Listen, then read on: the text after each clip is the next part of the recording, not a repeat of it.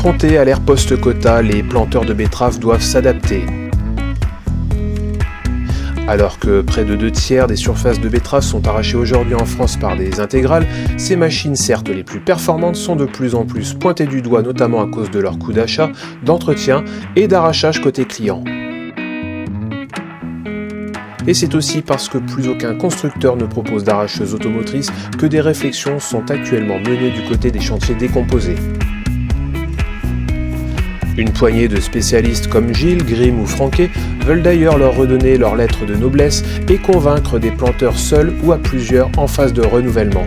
C'est lors d'une plateforme organisée par le second groupe sucrier mondial, Tereos, que l'on découvrait une alternative à ces machines européennes avec une machine d'importation américaine dont le principal atout serait d'être encore plus simple. Pour en parler, Olivier Dumur a suivi cette Amity Siran tout au long de la saison d'arrachage 2018.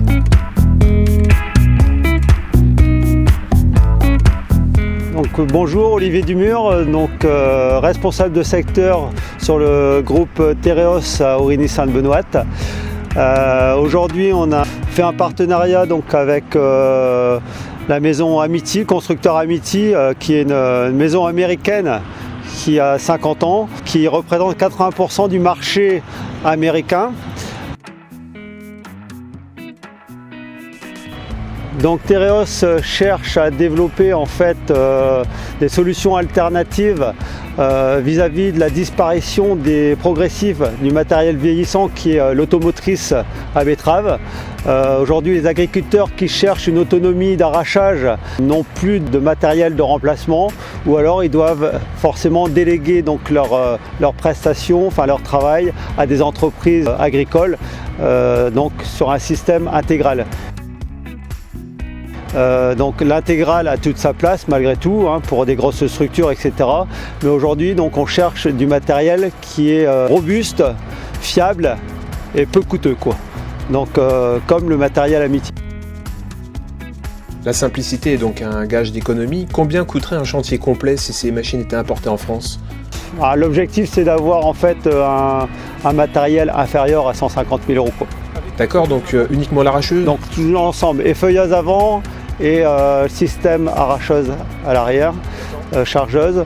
À savoir que Amity, aux États-Unis, ils effeuillent avec une effeuilleuse indépendante sur un tracteur indépendant. Ça signifie avoir 2 tracteurs et 2 chauffeurs. Donc en France, on veut un système tel qu'on l'a derrière nous. Et donc ils sont en train de développer une effeuilleuse avant, pour répondre justement au marché européen.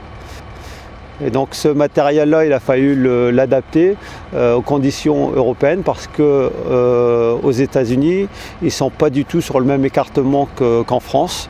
Et ils arrachent avec une arracheuse de 8 voire 12 rangs, Et nous, on est plus sur des systèmes 6 rangs, Et donc on a la contrainte du gabarit routier en France qui n'ont pas aux États-Unis. Justement, quelles sont les modifications que vous avez apportées ? Les modifications, c'est qu'on l'a passé à 45 au gabarit routier. Donc il y a des éléments comme les pneus arrière, on a dû mettre d'autres pneus pour respecter ces gabarits-là. Et aujourd'hui, le but, c'était de l'importer justement pour voir ce que ça donnait dans nos conditions françaises, c'est-à-dire dans nos types de sols, c'est-à-dire crayeux, dans de la petite betterave, de la grosse betterave, dans de l'argile, dans du limon, dans des dévers. Chose qu'ils n'ont pas forcément là-bas aux États-Unis.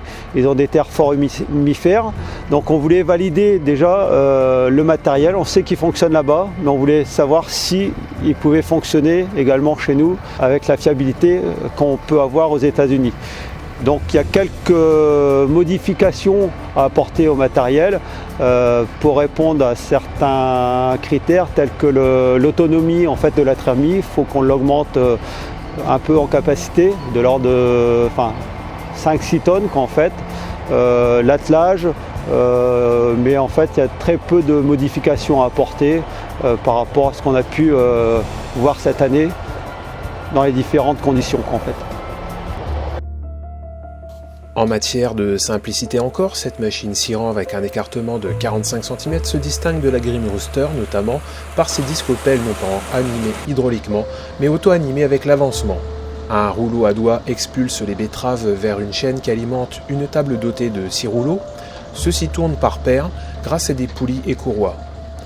Une partie peut même être inversée pour accroître le nettoyage, un nettoyage qui est d'ailleurs optimisé une fois les betteraves dans le tapis élévateur. Un contre-tapis fonctionnant par friction avec une vitesse différente déterre encore un peu plus les betteraves qui seront stockées dans une petite trémie datant de 2,5 tonnes avant d'être déversées dans une benne.